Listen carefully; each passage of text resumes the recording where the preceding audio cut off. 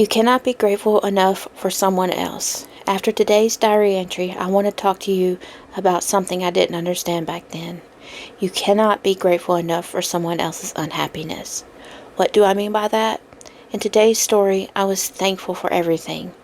A roof over my head, a bed to sleep in, a chance to work, food in the refrigerator, even the opportunity to clean the house in exchange for a place to stay felt like a blessing to me. After everything I had survived, I knew what it felt like to have nothing. So every small kindness felt enormous. What I didn't realize was that I was carrying enough gratitude for two people, and that isn't possible. No matter how thankful I was, I couldn't make number two thankful. No matter how hopeful I was, I couldn't make number two hopeful. No matter how hard I worked, I couldn't make number two appreciate what was being given to him. And that's something many survivors struggle with. We become problem solvers, peacekeepers, fixers.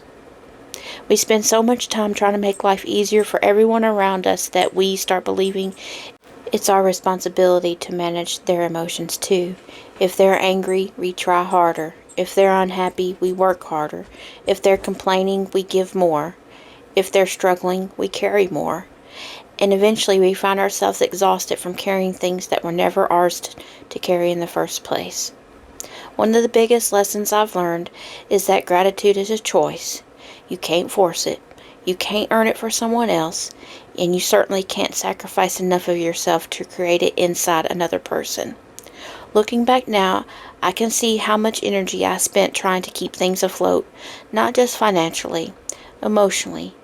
I was carrying the bills, the cleaning, the planning, the problem solving, the worrying, the hope, and somewhere along the way I convinced myself that that was normal. It wasn't. Another thing I want to touch on is something that happened near the end of today's diary entry, the first violent act. For many survivors, violence doesn't start with punch aimed at them. Sometimes it starts with a wall, a door, a plate, a phone, a vehicle. Something close enough to send a message. Something enough to create fear. Close enough to say, look at what I'm capable of. At the time I told myself it wasn't that bad. I told myself he was just angry and I pushed his buttons. I told myself it was also a one-time thing. But fear has a way of settling into your nervous system. Your body remembers. Even when your mind tries to explain it away. If you've ever found yourself making excuses for behavior that scared you, I want you to know you're not alone. Many of us have done it, not because we're weak, not because we're foolish, but because when you're living inside a situation every day, it can be difficult to see clearly. Sometimes survival mode teaches us to normalize things that should never be normal.